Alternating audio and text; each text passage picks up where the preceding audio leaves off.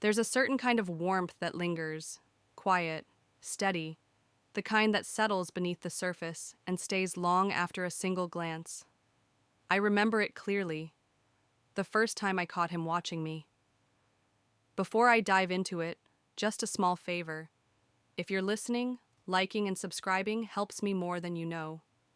Now, back to that moment. He didn't look away. His gaze didn't flicker or shift. It stayed, heavy with something unspoken, and in that shared stillness, something began. Something I should have turned from, should have ignored like a stray breeze brushing by. But I didn't. I let it stay. Let it warm places I thought I'd locked away. Let it stretch across lines I was never supposed to cross. Because he wasn't a stranger. He was family, sort of. My cousin's son, young, bright-eyed, and far too earnest. At family gatherings, he was always close by, kind, attentive, maybe too much so. At first I chalked it up to admiration, the way someone younger might look up to a cousin they didn't see often. But over time, that admiration softened, lingered too long in glances, in silences. Then, that summer, he came to stay. His mother, my cousin, was traveling abroad for work and asked if I could take him in. I said yes without a second thought. Why wouldn't I? He was family.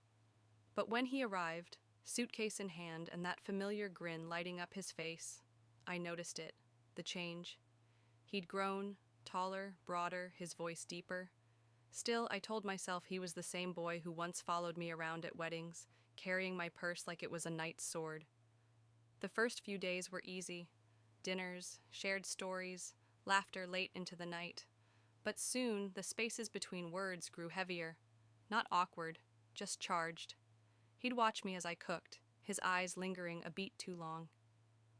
One day, when I asked him to pass the salt, our fingers brushed, and he didn't pull away. Neither did I, and something shifted. One evening, we sat on the balcony, the sun melting into the skyline. He talked about college, about how lost he felt. I listened, offering comfort.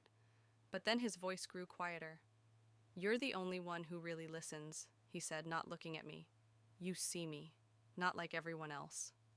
My heart thudded loud enough to drown the sky. When I turned, he met my eyes. There was no confusion there, just truth. I should have laughed it off, said something light. But I didn't. I couldn't. Because part of me felt it too. The days blurred after that, glances stolen, words unsaid. I caught him watching me in quiet moments, his expression reverent, like I was something to be memorized. And though I tried to pretend not to notice, I felt it in every breath, every glance. One afternoon, I came home to soft music playing. He'd made dinner, not fancy, just thoughtful.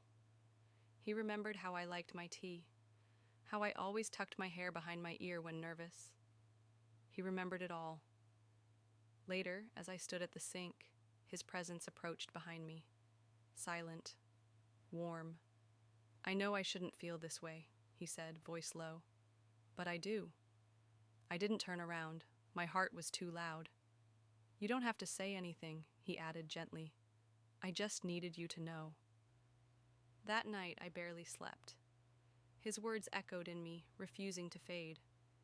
The days that followed, he kept his distance, respectful, silent, but it was there still, the hum between us, charged, fragile. Every casual brush of hands, every laugh, every shared breath, none of it felt accidental anymore.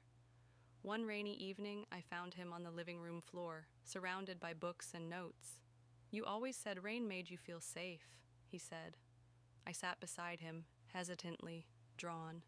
He asked me quietly, "Do you think people can fall in love before they're ready to admit it?"